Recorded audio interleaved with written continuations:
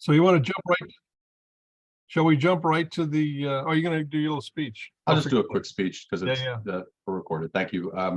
Good afternoon. It's 12:07 p.m. Monday, April 24th. My name is Mike Gilliard. I'm the Executive Director of the KCLB. Welcome to our monthly public meeting of this committee. We ask that members of the public limit their comments no more than 2 minutes per speaker. And with that, I turn it over to the committee chair, Mr. Bob Debs. Okay.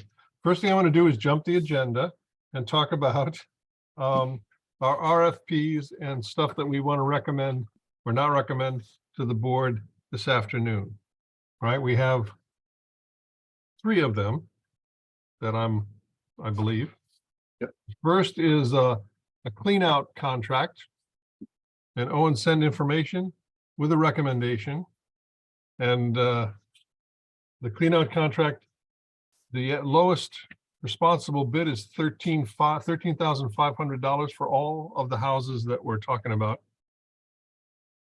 And First Capital is the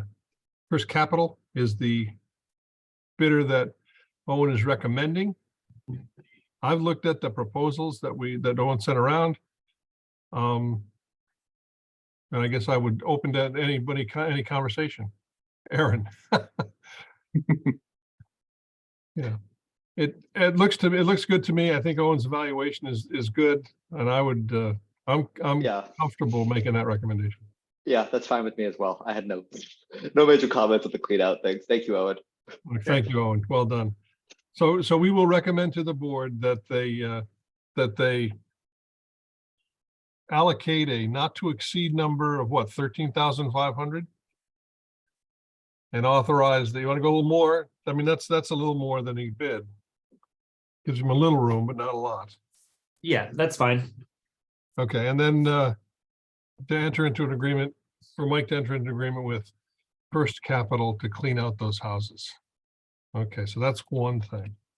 The only thing I'd add on not to exceed is that these asbestos surveys and these cleanouts are sort of pending this grant money coming through, and so it could actually be a little while before we go into contract with them.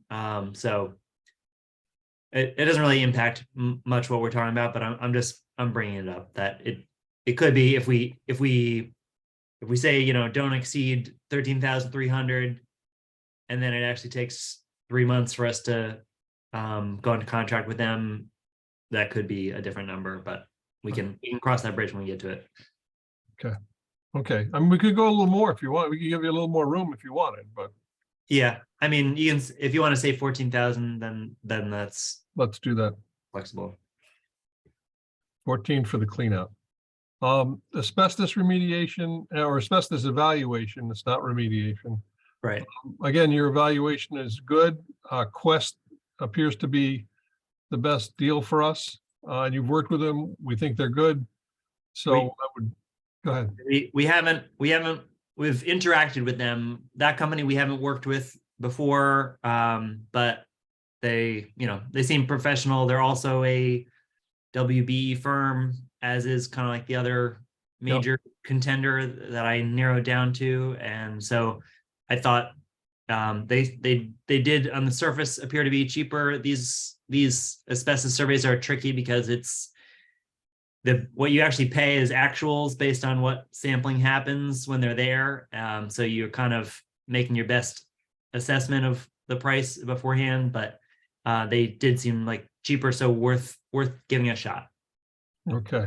All right. So I agree with you. I think that's a good evaluation. What kind of a not to exceed do you want to look at? 4,500?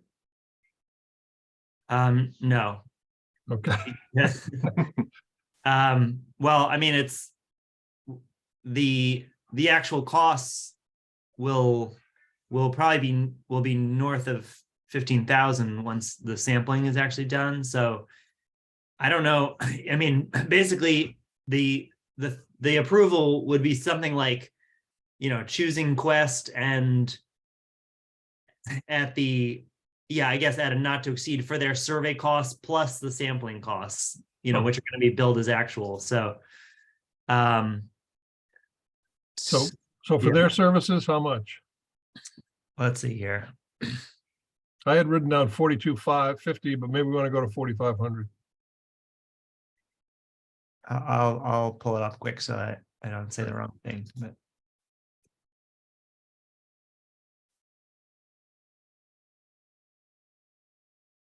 yeah, right. So we can say 4,500 plus sampling costs. Okay. And if somebody asks for a ballpark and sampling, we could say it could be 10 to 15. Exactly. Okay, 1,000. Yeah. Okay. So our finance people, no. Okay. Now let's talk about the completion of Franklin. Does finance committee, are you okay with that, Aaron? That moving on from Quest? I don't know. Aaron's not listening. Oh, he's on the phone. Okay, never mind. Let's talk about Medea and 21st Century. And did finance committee come up with a not to exceed number? I saw that Yes. in the agenda. So they have it. What is that? I don't know what that number is. So it's $343,000. Whoa, they're generous Which people. is, for context, that is kind of like a worst case scenario, not to exceed. That's the amount of funding that we have available to us under existing grants to finish the pilot. Okay, So any funding that is not used for that will certainly be used for other initiatives that I expect the board would like to pursue this year, including possibly reducing the sales price of the next 2 homes like we did last time. Yep. So that's the maximum. so just to catch you up to date, Aaron, finance said that they're comfortable with a not to exceed number of 343,000. Yeah, Okay, so that gives us room to look at either one of the proposals. yeah. Owen is talking about Medea, which I understand the logic and it makes sense. 21st Century is really, I agree with you, Owen, it's tempting. You know, we need another, it'd be great to have another contractor with us. But the risk to Franklin is kind of scary. You know, we really need to finish that project. Yes.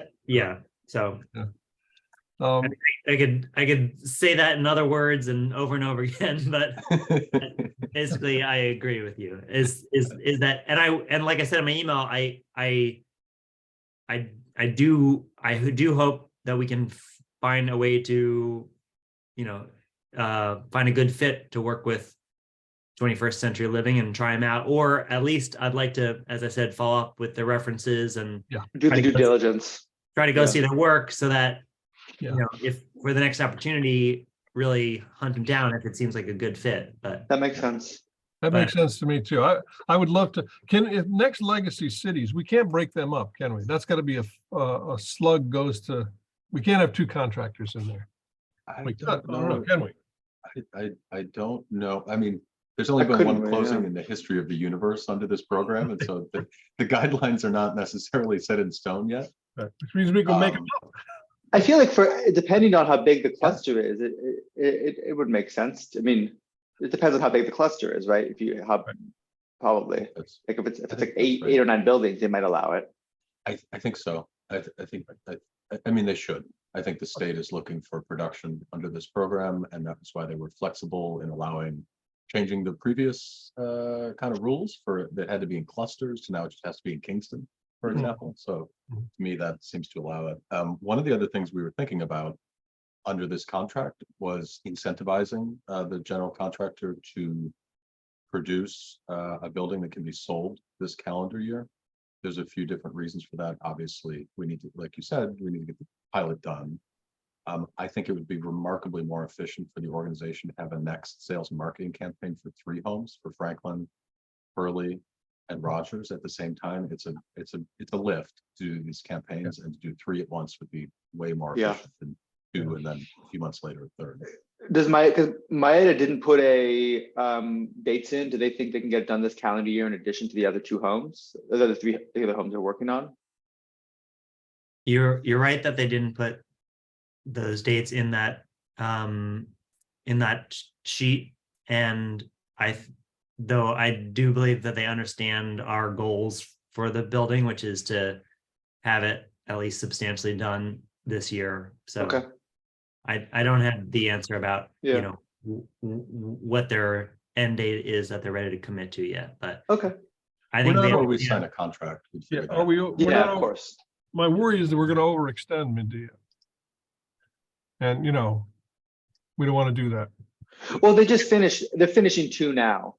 So it's Right. like, they're, Yeah. it's like that's, it's like, they're basically trading out. So they can Essentially. step right into this. And Yeah. I'll just add that while it is always surprising when I get reminded of this, but because they do seem very absorbed with our work recently, that like they have 19 open projects right now. Mhm.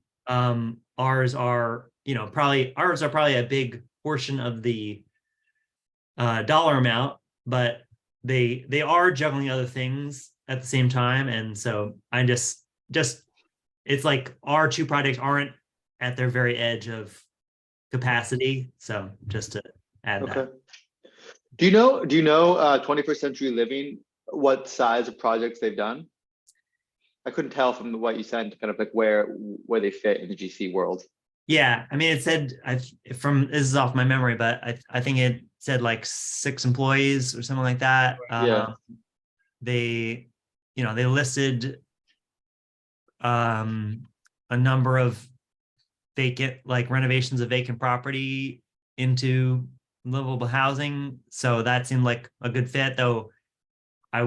That's part of what I'm interested in following up on, is just like, what kind of houses were they and how did they end up, and what were they being used for? Thanks, Scott. Just put their Facebook in the chat, which is pretty active with some of the work they've done. Oh, nice. So they might, yeah, so all right. So I agree. I think we ought to explore with them, and I'd love to have a project to give them, or to, for them to do for us, for a lot of reasons, And I think the argument with the state would be, we want to hedge our bets. We want to have, we don't want to be married to one contractor forever. But also we want to support more WVEs or MBs. Yeah, more whatever it GC is. contract. Yeah. Yep. So, well, I think we can make a convincing argument, but. Yeah. But so. Yeah, what Owen's argument is convincing to go with Maeda. I don't want this. I don't want to have to fire another GC in 9 months. No, neither does Owen. Okay. It could have been a lot worse. That went okay. It could have been a lot worse. But Where does their number? I mean, where does their, like, the 310 number? Where does that leave us overall in terms of hard costs for this building? Do you know, like what the total would be? I think when we looked at it, I think this came up during finance, and I can't remember what it was. Yeah. It was much higher than we thought it was. Yeah. I think it was somewhere, including this contract-ish, somewhere around 5. Yeah. wouldn't surprise me. Pretty. Just very roughly, maybe about 70,000 in work that we've overseen. Mhm. About 100,000 out to Nail It Right construction, and then this is another 300,000. So. All right. Well, hopefully we don't have any projects that are this expensive, honestly. Right. Right. But yeah. we don't worry, we can't. Right. Yeah. Well, Rogers is this expensive. I mean, That's true. Yeah. That's true. And Rogers is a big house though, and Rogers is a big house. Yep. so is Rogers is it 2 family or 1 family? Do we decide to make it 1 family? It's a 1 family, 4 Okay. bedroom. Okay. So big household sizes in terms of marketing. I think Yeah. that will be somewhat of a challenge, right? To find larger household sizes that are ready to purchase. But if we do it every once in a while, and I think the impact of selling 3 at once as opposed to 2 is generates slightly more interest in the community in general, just getting the word out there. Yep. No, it's good. I think it's good. Cool. Okay, so we're all okay with that, with finance's recommendation and with supporting that to the board this afternoon. Okay. Good. We So have a that, question. Yeah, those are big things. What were we saying about Wow. Mike? You were gonna ask something?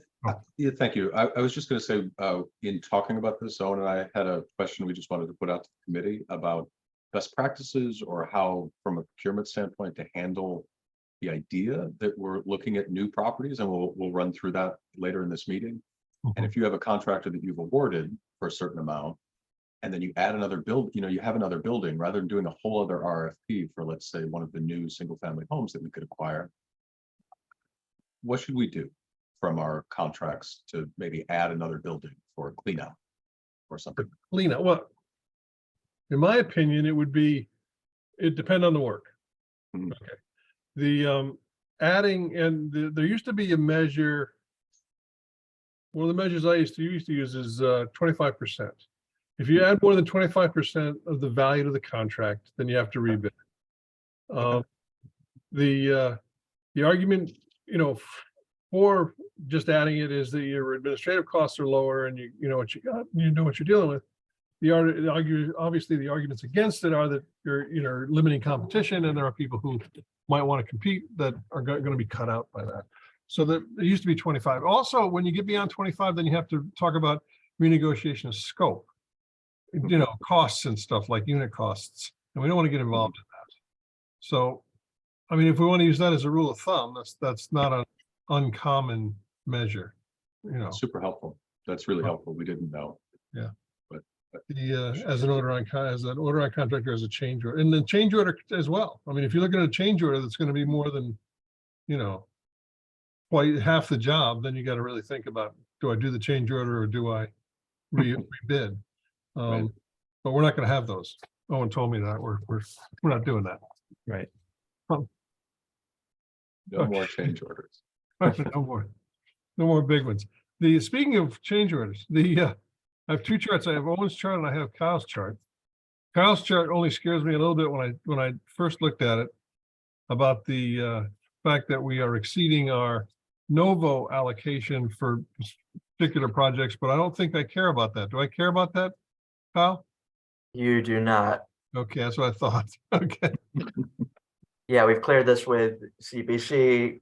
It's just a matter of spending the Novo funds as they come up on projects first. And they're okay with the money going, not getting parceled out evenly, but to the Good. hard costs as they come up. Good. The only thing to point out here is that we are at 95% drawn on Novo funds after Rec 6. Rec 7, we're going to be going over that. So we're in discussion with CPC about just handling this transition. There's some technical things to work out about just how we kind of fund our expenses that we were relying on Novo funds for. But yeah, that's something we all knew was coming, and we're talking through it with them and don't expect any issues there. Okay. So yeah, Can I ask- overall on track. Go ahead, sorry. Yeah. I wanted to ask, like the 8,000 in draw 6 for CPC, what expenses are those just financing costs, or like what expenses are being allocated to CPC right now as opposed to Novo? In this Do you last remember? requisition, these Novo CPC is handling basically everything but the construction hard costs. Okay, so it's everything else. So Okay. it's in this one, it's some soft costs, maybe, and also they're covering the change orders. Okay. So yeah, Nice. anything other than our budgeted hard costs, our original budgeted hard costs come from CPC at this point. All right, time to start paying interest. So this looks good. Thank you. I mean, it makes sense, and it'll be a hit tonight at the board meeting. And Owen's chart, aside from our ongoing German red line, everything else looks pretty good except for Roger's schedule. Are we really in trouble there? Not much. No. And I mean, I guess one thing to point out on German is that it's, Yeah, we knew. and they're catching up on it. Yeah. Which is good. Yeah. So Rogers, I mean, both Hurley and Rogers are, while they have this on paper start date as on their original construction schedules as starting earlier in this year, the reality of how the jobs are being done is that East Union and German Street are being the ones that are concentrated on because they're the ones that are being sold right now. And then Hurley and Rogers are sort of absorbing extra energy or extra subs Mhm. And now we're about to move into the phase where Hurley and Rogers get work done on them consistently. So Good. that it's partially the way I have that spreadsheet set up, that's, you know, it says, well, Rogers' start date is earlier in this year, but really Rogers is going to start in earnest soon. Right. So it's not in trouble schedule wise. So you had your first start date, but nobody showed up. Right. I get it. Good. Okay. So this all looks good that we're moving along. This is the reason to go with Medea for Franklin, but it's still a scary, it's still, you know, it'd be nice to have another contractor in our Sure. family. Great. Thank you both. These are very useful tools. They really make life a lot easier for everybody. What else have we got? Just in passing, I sent around 2 procedures just for information. I don't know if we need them. They make me feel better. I'm not that smart. I like having directions. If there's anything in them that's wrong, tell me and we'll do something about it. But absent that, I'll let them lie. I just, you know, like Yeah. having that thing written down. Totally. Yeah, go ahead. I was just going to say, I agree with you. The more that we we all understand what our processes are, the better. I think I put in the board package a while ago, Owen's flow chart for requisitions. And while it may not be the most maybe useful document to every board member, I think it's really helpful to kind of show that that's what we do. Right. And it's good to note that we did receive a draft of the ARPA agreement, which was part of, I think, Bob, why you thought it might be good to be in front of this. And the ARPA agreement has no requirements for any new policy. Okay. I'm sorry about that. Uh-oh. And that's good. And I was very worried about that. As I said in my note back to you, you know, given that the Congress is talking about all this crap around debt limit, and one of the things they've suggested is a clawback of ARPA funds. Which, you know, I've seen them claw back transportation funds in the past. They know how to do it. I don't think Congress has enough of their act together to be able to do it, but it made me nervous that they were talking about it and we didn't have the money already in our pocket. You made me nervous too, Bob. So I went back and found the clawback provision from May 12th of 2021 and read through it to see under what, you know, circumstances it could be enacted. So that's all I know right now, but yeah. I think we'll be okay because I don't think they're going to be able to pull it off, but I just don't like the threat. It just is too scary. You know? We should sign the agreement with the city sooner rather than later is what you're saying. So there's an additional level of obligation. Understood. Yes. We're working on that. We have a fair amount of comments to send to the city. We expect to send those this week. Good. That agreement, once we sign that agreement, I think that counts as their obligation. So that's good. Then all we have to do is spend it, which we're not bad at. We're pretty good at that piece of it. All right, good. That's a good thing. You have a thing on here, report on new property offers. Oh, we're so excited to report on new property offers. Explain to Maybe you what that Kyle, means. if you could pull that up, and just for context, this is in keeping with the disposition policy that the City of Kingston Council passed. The city offered us 17 new properties, of which we'd like to run through and make some recommendations for all of them. Okay. And just on the first slide, one thing I wanted to highlight, there is a due date to return back to the city. This is under our newly formed agreement with the city that will be returning responses within 90 days of the offer. So that's in July. So our hope today is to receive approval from the committee to move forward with a few different actions on a few of the properties for Kyle and I and Owen and Stacy, all of us to kind of jump into that, and then report back next month with some updates and hopefully make some final decisions at the ADC and the board next month so that we're in front of the timeline. Good. With that, maybe Kyle, you can jump in and I'll help out where you need. Cool. Yeah, so as you're aware, city offered us 17 properties. We've grouped them into kind of 3 broad categories, which we'll get into more detail later, but 10 of these we recommend passing on. three of them, the green ones, 7375 Prospect, Abbey, and Third Avenue here, we recommend keeping for our either development purposes or another use, which we'll get into in the presentation. And then there are four properties, the ones in yellow here, that we hope to acquire and then partner with a to sell to a development partner or a neighbor. So first property that we hope to keep, acquire and keep, 28 Abbey Street. The goal is to include this in Legacy Cities 2. Looking at this as either a one family or two family project. I don't know, anything else, Mike, you want to say on this? I don't think so at this time. The city is conducting, I guess I will add, the city is completing its quiet title action in May of this year.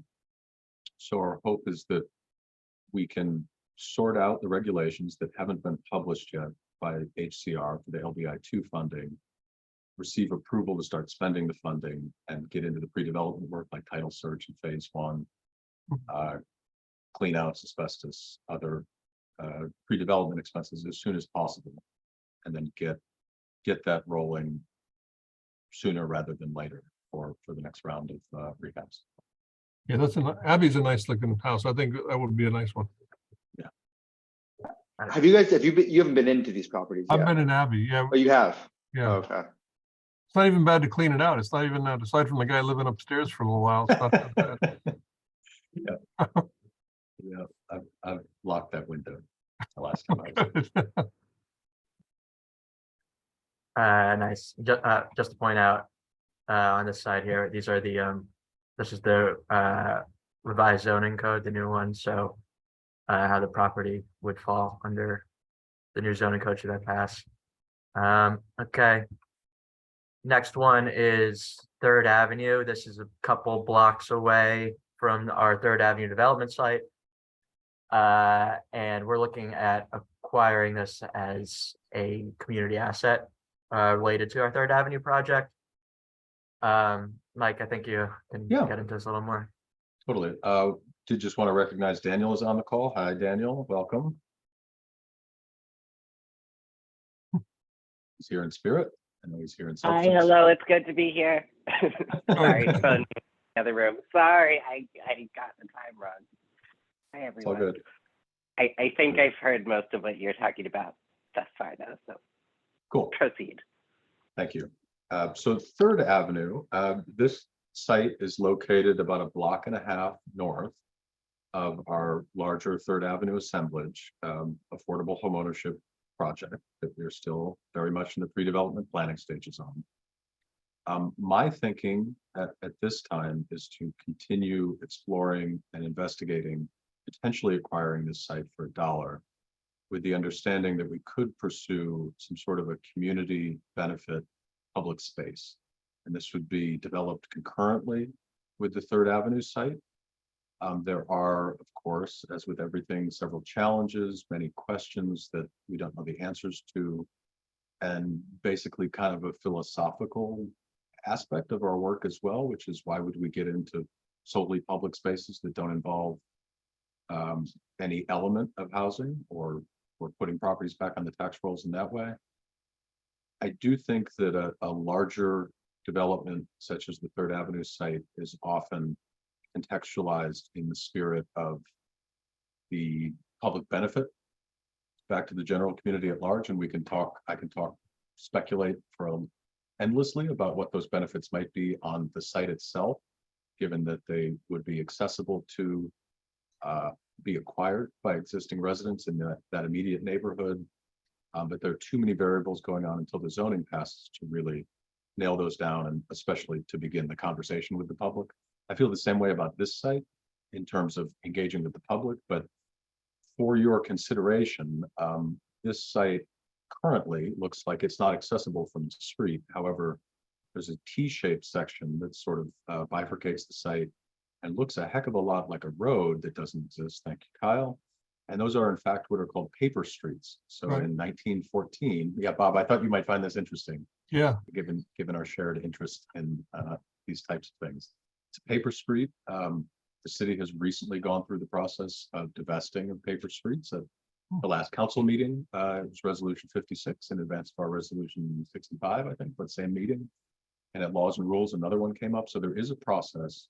I'm still trying to figure out exactly what that process is of either combining those paper streets with the existing city lot and then transferring it to us, or transferring it to us, and then we would receive the paper streets and combine those in our lot. I think the former is an easier and faster route, but both require a survey, both require probably laws and rules approval at the council level, and the mayor to initiate such a thing. So all of those are variables on what this could be, but I do see exploring it further and at least coming back to the committee with some understanding, more specific understanding what it might take to turn this into some sort of a public amenity that could be accessed from both of those streets, from both Third and Ulster. It looks like you can get there from Third, but you can definitely get there from Ulster. And there would be a water feature. There could be a seasonal water feature, it could be a year-round water feature. That's the end of my thinking on it now, but I just thought it was an opportunity close to our larger site. That's Discussion on that? Yeah. what's the large lot to the right? That is yeah. owned by Yeah. it's the business district, right? Or Yeah, The city it's of owned by Kingston. the, Yeah. yeah, their development corporation. It's all this, Oh, it's that land. yeah, this corporate drive area Yeah, back yeah. here. So they own, yeah. Yeah. this So clearing. a part of me was asking because I was partially wondering, like theoretically, if it were a park, but also if we were to build on it, you know, what would it abut? And it seems like if it were some kind of public amenity, the public amenity would actually in some ways enclose in a certain subset of houses into the park almost. Like there'd be 3 or 4 houses, it looks like, that would have park on all sides, or houses in park, like a couple of Mhm. houses and then our park on all sides. It's kind of an Mhm. interesting aspect. Yeah, oh, I see. Okay, that actually is helpful. It's literally just that wooded L right there. Yeah, Mhm. and the topography, Aaron, is a little steep along the Okay. edges of that, so it's not like you would be walking over a boundary easily to get off of this lot and onto the city-owned lot. Yeah. There's kind of natural boundaries occurring. Is it developable? Like, As is it as homes? Is it buildable as homes? It's pretty gnarly. Okay. That's not a well-defined term, but I would suggest it's not in a good shape to be turned for some of the reasons you mentioned, like being behind neighbors all of a sudden, and maybe if the streets were there and we were talking about working with an existing street that had infrastructure in it. I mean, that's what we'd have to do, is the city would essentially have to turn that paper street into a real street, right? And- Right. I don't think. Or they'd have to give that street to the owner of this land. and Exactly. There'd be a driveway that came in off of Ulster to Yep. the one house site. And we used it, or whatever entity owned, if it was a condo, they also owned the street. It's a private street there. Right. Yeah, Yeah, you have to bring it up to city standards and then dedicate it to the city if they would take it. yeah. So the short answer is yes, it's developable, but it costs you, An arm and a leg to get right, there. to do it. Yeah. Right. For acre and a half for maybe like, I don't know, how many homes, how wide is this big? What do you think you'd get, like 7 or 8 homes if you were to do it at the most, No. kind of thing? No, I don't think you'd get that many. It's Yeah. You just have, there's a small there's a small portion up at this top near Ulster where it might, you might, yeah, where something might go, and then it's kind of not really usable. Gotcha. Okay. Okay. Okay. I think we need to investigate a little further if you're okay with it. You can see the portion up along Ulster appears to be landscaped and maintained. I Right. think that's the access point of where the paper street is. So what does that look like? This also could be an interesting collaboration maybe down the line if you were to acquire it with the KLT as well. Absolutely. Absolutely. That was Owen's first thought. On Yeah. this lot, and it was a great one. I think there could be partnership for sure. Good. I like it. I think it's a nice Cool. idea. We take away an empty block, we fill it with houses, and we return an empty block that's unusable to some kind of use. Right. Good deal. What else you got? So we'll- Okay. Anything else here, Mike? No, I'm good. Thank you. All right, this is the last one that we would acquire and do something with. It's Prospect Street, and this is right in Midtown, which is what makes this interesting. I can develop a Novo or potentially sell to a development partner or neighbor, but yeah, as we see right now, neighbors appears to be parking here, but it's pretty narrow lot, but in line with the rest of the lots of the neighborhood, just narrow housing. We look, but yeah, just given kind of the Midtown target area, it seems interesting to us to Mhm. do something with it. And Yeah. Daniel, I think our conversation around this with the Nova Foundation recently didn't give me the warm and fuzzies that we were going to be able to get solid backing until we've done our investigation. So that's why we are asking to continue investigating this and just figure out the options. Can I ask, under the new zoning, because this doesn't have it, under the new zoning, it looks like side setbacks might be an impediment, depending on what, I don't know what in this neighborhood, side setbacks, what the new rules are. I mean, even if it's like 5 foot side setbacks, a 25-foot wide structure is fine, but but if it's like 10-foot side setbacks in this district, Can you go up? Yeah, there's a we start getting into weirdly shaped buildings. Yeah, it's actually right here. This is the T4N. Oh, here we go, perfect. This is T4NO, which is Yeah. slightly increased, but I think there must be a T4N. Well, Yeah, there we go. 0. Oh, fantastic, buildable. Go Can't for go it. lower than that. We're gonna build right up to the neighbor's windows. Right. Perfect. Brooklyn style. Yeah, exactly. That's basically what you're seeing in this neighborhood. Yeah. Yeah, it's tight. I just didn't know how much they were actually gonna. I know the goal was to basically legalize what the existing housing, but I didn't know if how real that would be in every neighborhood in the new zoning. I think it'll be an uphill battle, given the image that's currently on the screen, to negotiate with neighbors around their parking situation. Yeah. And there would possibly be an adverse possession issue. It might be a lot of brain damage, and if we don't have a strong financial backer, there might be other partner groups that we could talk to if we got far enough down the rabbit hole and thought it was a very challenging but developable option. There might be other partner organizations that we could talk to and reach out and say, hey, what do you think? We have to know pretty soon, but would you like to take this on? Because we don't think we can. Can I ask who you have in mind when you say that? Well, I think Daniel made the great point that Youth Build had been the organization that basically developed this whole block, I guess, or cleared areas on this block, or helped to provide parking spaces. This predates my involvement in Kingston, so it was a long time ago, but they would be one to reach out to, possibly Habitat, possibly Rupco. I don't know if this is really on the size and scale that to get out of bed for, but you never know. Do we know how long ago the city foreclosed on these properties, on this fund, I mean, in particular? Oh, sorry, quiet titles this week. But the original, I was gonna say, do you know when the city took this property? I don't. Yeah. I don't. I think it would be within the past 7 years, because it was. I think it was part of the homes that were foreclosed on around after November 2018, part of the parcels. So that means the city would have commenced 3 years after non-payment of taxes, and maybe taken a year to do it. Yeah. Maybe 2014, something like that. I'm just totally guessing. Speculating, yeah. I was partially just wondering about the adverse possession thing, just like if they. Yeah. Yeah. Interesting. That's a big lift a lot of times. So, yeah, so you're saying explore it with a plan to acquire it. I think that's I'm okay with that. See what we do with it.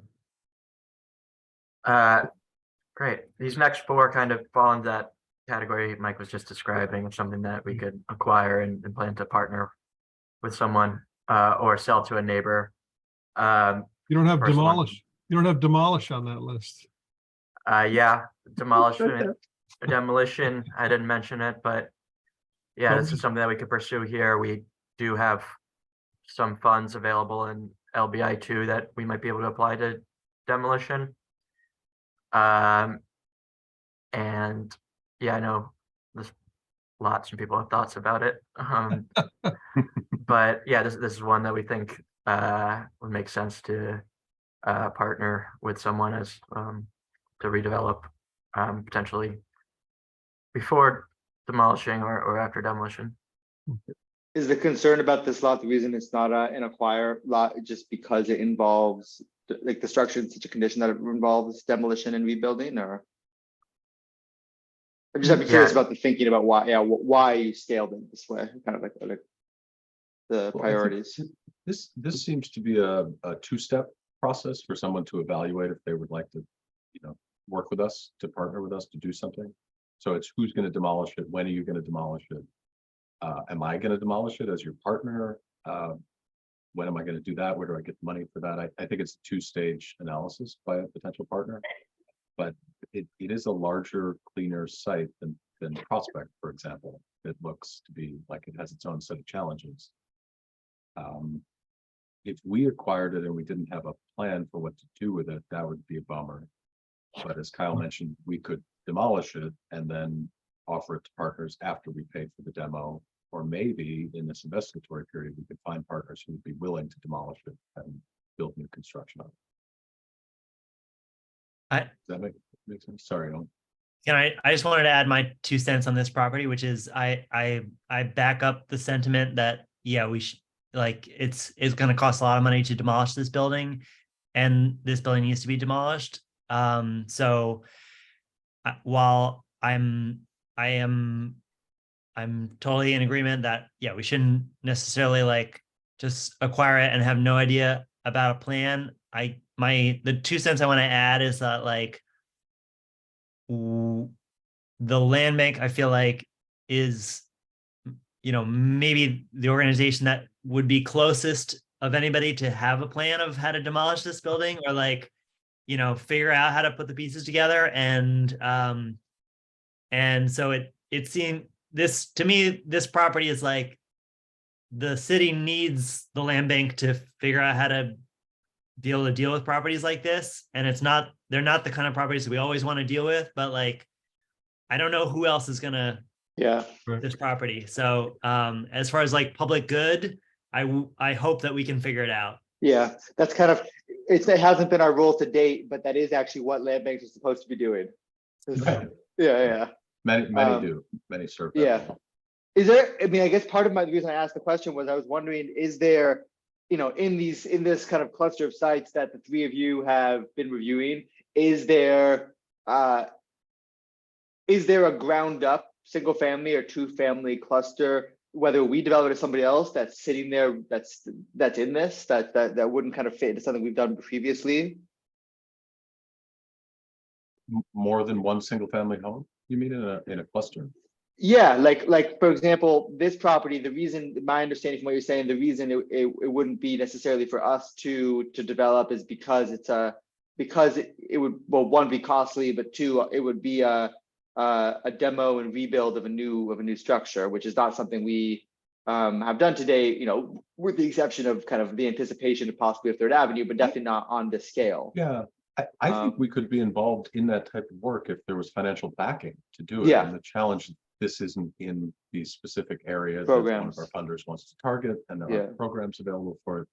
It might be a great example of the new archetypes that the city is trying to put together for infill, not necessarily tiny homes, but like modules on smaller lots. I know they're working on an RFP for this summer. So if the money was there, we could certainly see it as a separate standalone project that would be an archetype for that. But even if you coupled it with Fairview, which is another knockdown. Sorry, Daniel. You could put a cluster of houses that are not solvable together, to create a bunch of vacant lots to build on.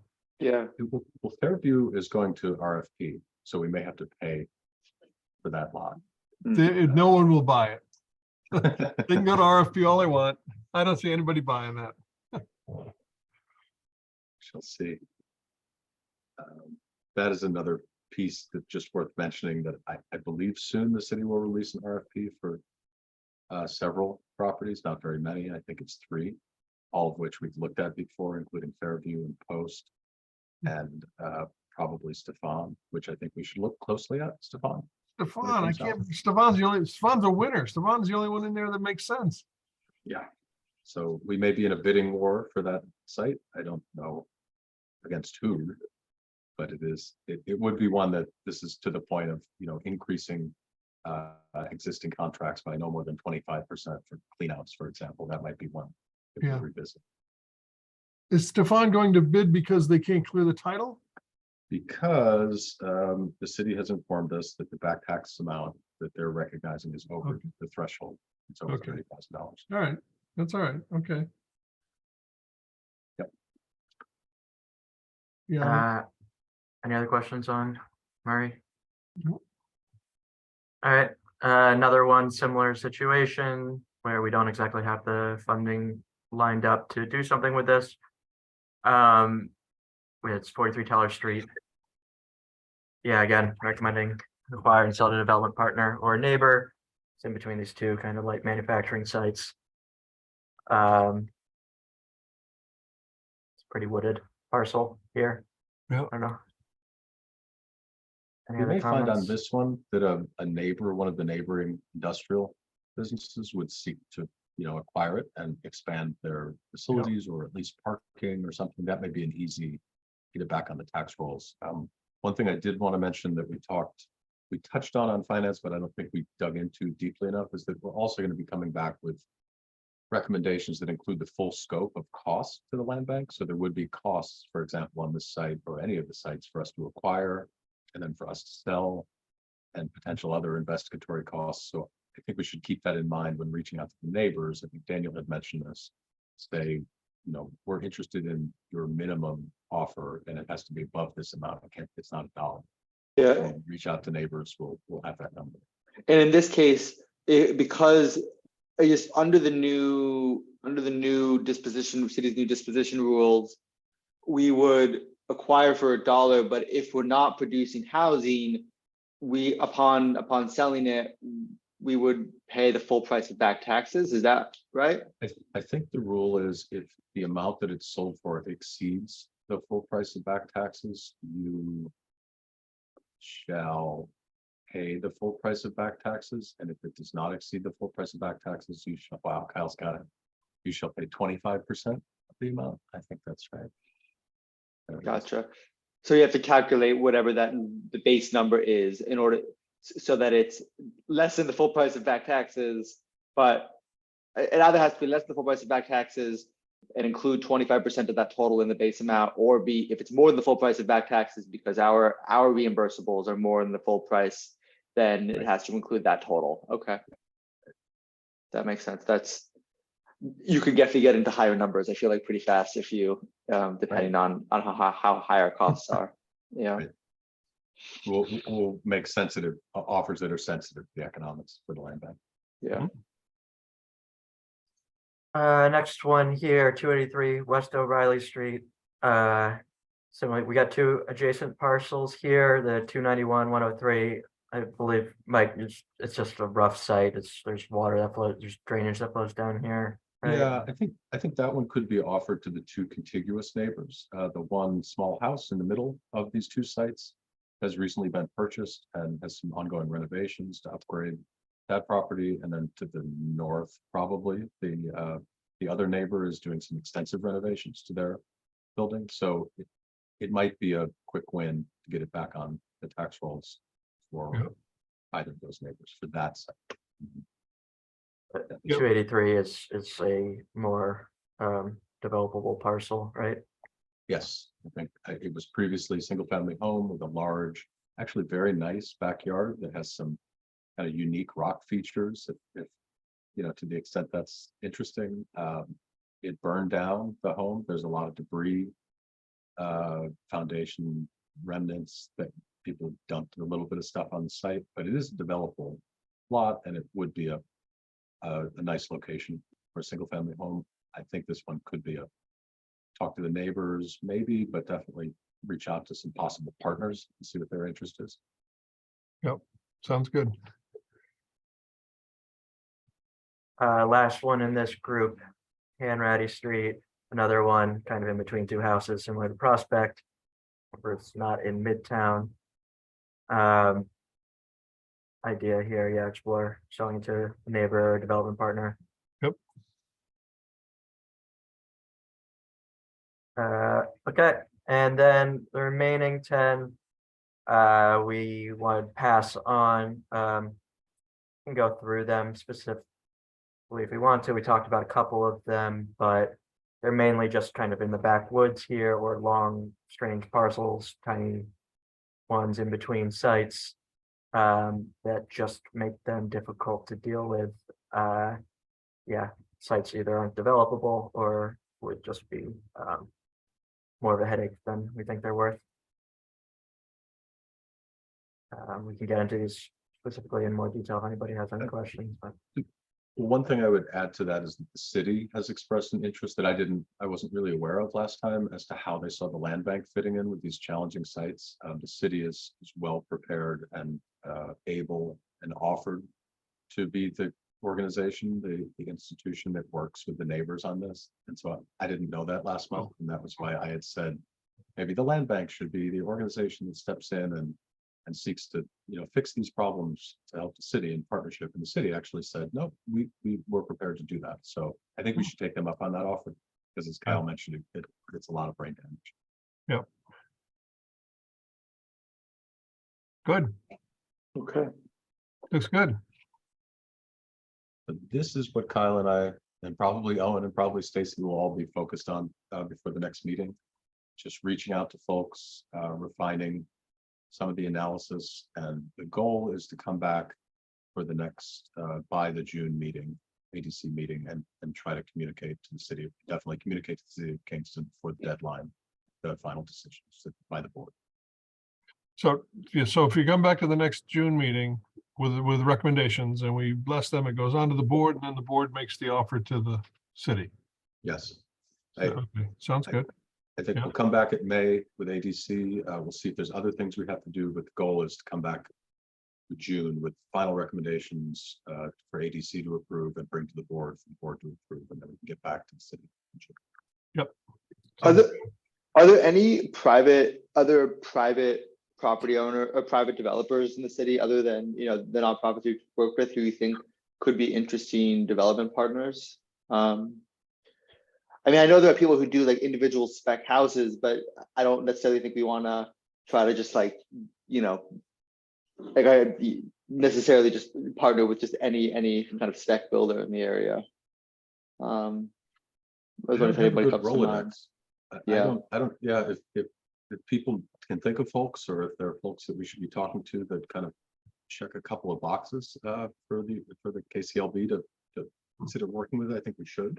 Yeah. Whatever happened with the what's it called, that architecture, the design build, is it Sabzi? Was it the design build firm here who Bid crazy high? Yeah.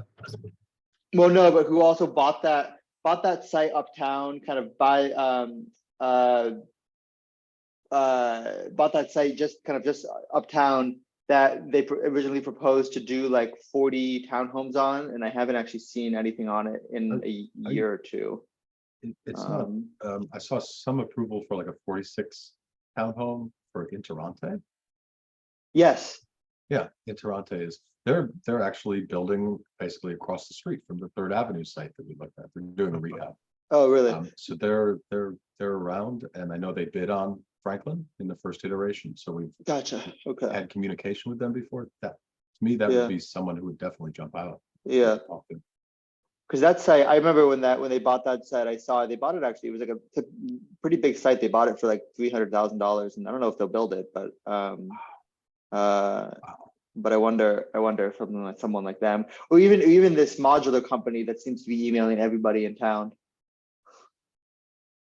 Please forward me an email. No, I don't have an email, but didn't you, at the last meeting, at the last comms meeting, you said that you and Daniel had heard from some modular company, and then Bartek said he'd heard from the same modular company. Yeah, I think they reached out. I think Daniel brought them into the conversation or was the primary contact. I think I mean, it's worth talking to everyone. I don't know, Daniel, if you Are they done? Is that the outfit down in New Windsor? Is that there's one that's relatively close down in, these guys are in Poughkeepsie, but they're not a modular company. They just have some models oh, okay. that are approved to be built by a modular company. So I think there's a little nuance there. Gotcha, that's different. Okay. But I guess I just add, I mean, I think you, Mike, I think said, let's look for people who check a certain amount of boxes for us. And I guess I just add the question of like, what are those boxes you're talking about? Because right. yeah, if you're looking for anybody that can build you a house, like I can find you people that will build houses. Yeah. But I don't, I don't know what you're looking for exactly as far as a partner or an outcome or what. So if you all can figure that out, then we can find people that match what it is you're trying to do. Okay, good. So maybe we should take this month to reach out to neighbors and potential partners that do check the boxes for the type of outcomes we're seeking. And then next month, we could revisit who others might be and why to talk about. Selling to neighbors is a nice way to go for a lot of these. Yeah. Owen met somebody who yelled down the hill that he'd already sent in his offer years ago. No, he didn't yell down the hill. He blocked my path on the street and wanted to know why I was taking pictures of his house. But yeah, I got a verbal offer already. So it's on the table. $50, no higher was what he told me. But he's serious. He's a serious buyer. So I got the first one. Not the 50. He showed you the 50. I mean, this is why I'm so glad we're not leaning in on all those little tiny parcels. Right. We'd have a And lot of that. Mike, I thought it was like maybe the best case use for this property was for this guy to pay $50 and have it, because it was like nobody else can do anything with it. He'll He's cut the got a grass, house next yeah. door that he's willing to just add it to the tax bill, basically. Was this one of the properties that we're recommending rejection on today, or was it? one of the ones that we're looking at? Okay. It's not one you went for. Yeah. Okay, then the That's- city can. A question, has anybody heard from the county since our meeting with them? I had a conversation, I have a standing meeting with the planning office, and what they had said was that they would like this month, they were very busy, but next month, probably within 3 or 4 weeks, we should have something to evaluate, but we didn't get much further than that. Okay. I asked partially because, right, if that actually becomes a thing, serving as a pass-through will be a lot more of what we do. Right. Yes. Yeah. They were all butterflies and sweetness, but we ain't seen nothing yet. So, I agree. but it was a pleasant afternoon to meet with them. It's great. It's not going to be the last time. I don't think so either. I think it's just the beginning of 2 years of shall these see. conversations. 3 more years of these. 3 Well- more years of these conversations. Well, She's up in, she's got to Yeah. get, they have a motivation in that Bartles is gone at the end of this term and Jen Metzger has to run. to run again, yeah. I don't know. Even Abe, the guy from Kings is up for election. I mean, he's probably going to win, but Are they still considering? I read somewhere that they were considering going back, like ending the legislature and going back to a. yeah, they thought about that for about a minute. Okay, gotcha. Maybe I'll pause the recording and. Sorry, well, we just speculating. Well, I think we're done with our business. We Yeah, might as yeah, well- yeah.